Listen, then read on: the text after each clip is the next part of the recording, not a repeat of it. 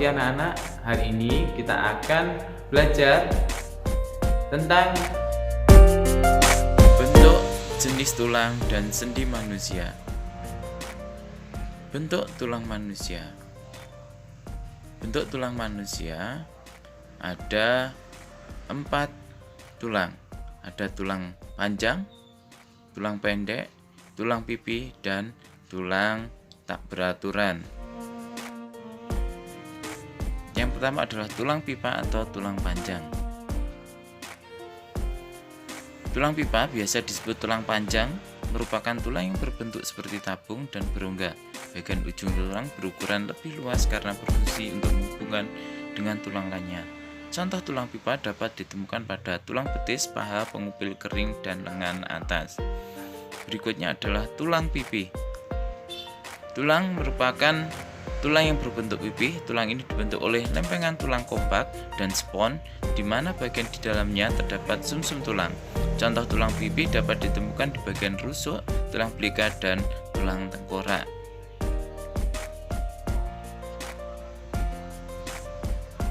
Berikutnya adalah tulang pendek. Merupakan tulang yang memiliki bentuk mirip dengan kubus, berukuran pendek dan tak beraturan, dan juga berbentuk bulat. Contoh tulang pendek dapat ditemukan pangkal kaki, pangkal lengan, dan ruas-ruas tulang belakang.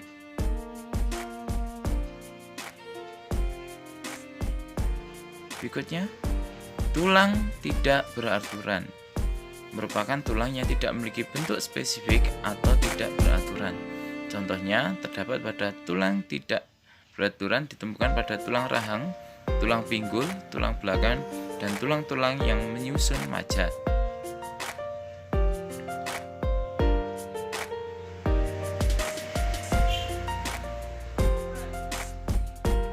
Berikutnya adalah jenis-jenis tulang. Jenis tulang ada 2, ada tulang rawan dan tulang keras. Tulang rawan tersusun dari sel-sel tulang rawan. Ruang antar sel tulang rawan banyak mengandung zat perekat dan sedikit zat kapur bersifat lentur. Tulang tersebut biasanya terdapat pada tulang anak kecil dan orang dewasa. Itu ada pada tulang rusuk, laring, trakea, bronkus, hidung, telinga, antar ruas-ruas tulang belakang. Tulang keras. Tulang keras dibentuk oleh sel pembentuk tulang osteoblast. Ruang antar sel tulang keras banyak mengandung zat kapur, sedikit zat perekat bersifat keras. Zat kapur tersebut dalam bentuk kalsium karbonat dan kalsium fosfat yang diperoleh atau dibawa oleh darah. Pada tulang keras terdapat saluran Hebers yang di dalamnya terdapat pembuluh darah yang berfungsi mengatur kehidupan sel tulang. Tulang keras berfungsi untuk menyusun sistem rangka. Contoh tulang keras adalah tulang paha, tulang lengan, tulang betis, tulang selangka. Pada manusia, hubungan antar tulang sinartrosis, amfitrosis, diartrosis. Sinartrosis hubungan antar tulang yang tidak dapat digerakkan atau sendi mati. Hubungan antar tulang hanya dapat digerakkan secara terbatas, sendi kaku. Dan hubungan antar tulang yang dapat digerakkan secara bebas, sendi gerak, yaitu sendi gerak ada sendi engsel, sendi pelana, sendi peluru, sendi putar, sendi geser. Berikutnya adalah sendi engsel. Kita bahas sendi engsel ya. Sendi engsel memungkinkan tulang bergerak ke satu arah. Contohnya adalah sendi engsel pada siku antar tulang lengan atas dengan tulang pengupil dan hasta. Yang kedua, sendi engsel pada lutut antar tulang paha dengan tulang betis. Berikutnya adalah sendi pelana. Memungkinkan tulang bergerak ke dua arah. Contohnya sendi pelana antar tulang telapak tangan dengan ibu jari, dan yang kedua ada sendi pelana antar tulang tumit dan tulang kering. Yang ketiga ada sendi peluru, memungkinkan tulang bergerak ke segala arah. Contohnya sendi peluru antar tulang lengan atas dengan tulang bahu atau belikat.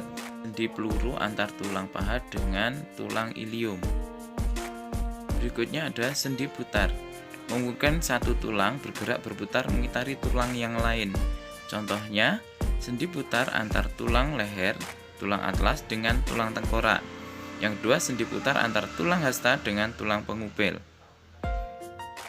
Yang adalah sendi geser.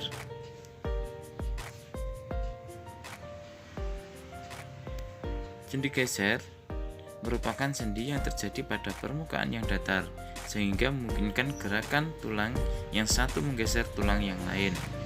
Contohnya adalah sendi geser pada tulang pergelangan tangan atau pergelangan kaki.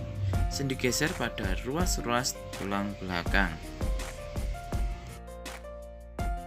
Gangguan atau kelainan pada tulang dan sendi. Yang pertama adalah gangguan atau kelainan akibat kecelakaan. Gangguannya yang pertama adalah fraktura, kelainan atau gangguan tulang yang berupa tulang patah dan pada umumnya akibat terjadi kecelakaan. Fraktura itu ada dua, fraktura terbuka dan tertutup. Fraktura terbuka jika tulang yang patah merobek kulit dan tulang mencuat keluar. Fraktura tertutup jika tulang yang patah tidak sampai merobek kulit. Yang kedua adalah fisura. Fisura adalah kelainan atau gangguan tulang berupa tulang retak. Berikutnya adalah gangguan atau kelainan pada tulang belakang. Yang pertama ada skoliosis, yaitu kondisi di mana tulang belakang bagian punggung membengkok ke kiri atau ke kanan. Penyebabnya adalah posisi duduk yang salah. Skoliosis juga dapat terjadi jika seseorang sering membebani salah satu tulang belakang dan kebiasaan ini dilakukan selama bertahun-tahun. Berikutnya adalah lordosis. Lordosis yaitu kondisi di mana tulang belakang bagian punggung membengkok ke belakang. Hal itu dapat terjadi jika kita sering duduk di kursi dengan meja yang terlalu tinggi. Yang ketiga adalah kifosis. Kifosis merupakan kondisi yang berkebalikan dengan lordosis. Kifosis yaitu tulang belakang bagian dorsal perut membengkok ke depan. Hal itu dapat terjadi karena kebiasaan menulis yang terlalu membungkuk. Itulah 3 gangguan pada tulang belakang.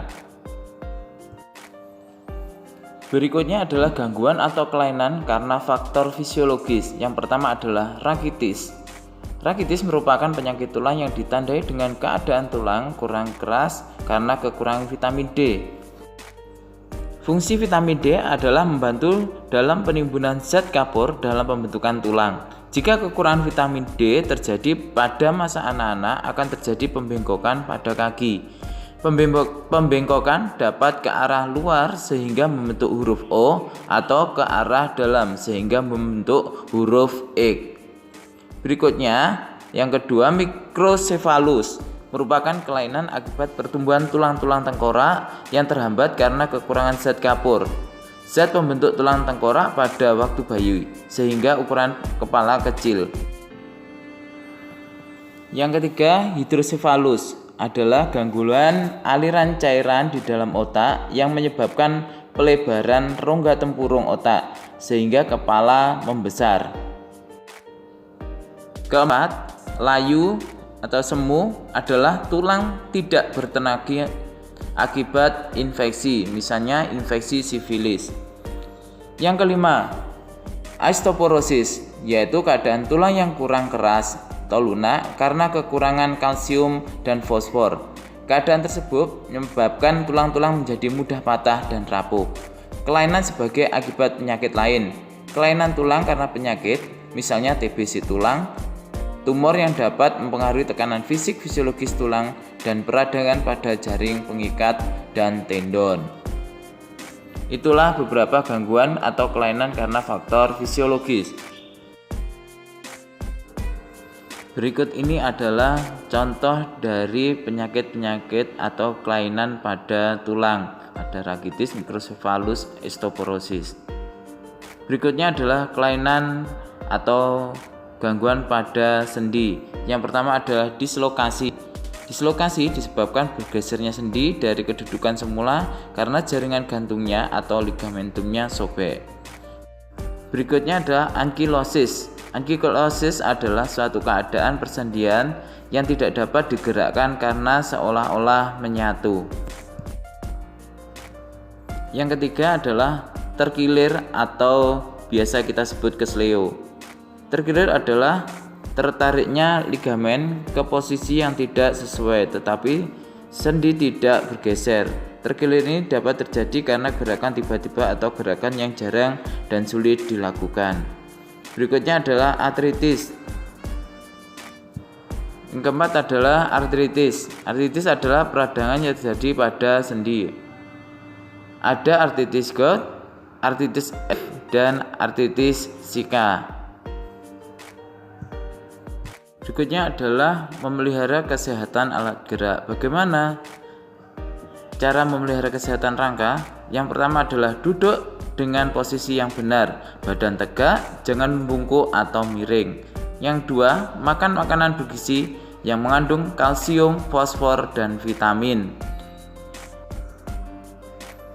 Yang ketiga adalah berdiri dengan postur tegak, jangan membungkuk atau terlalu membusung.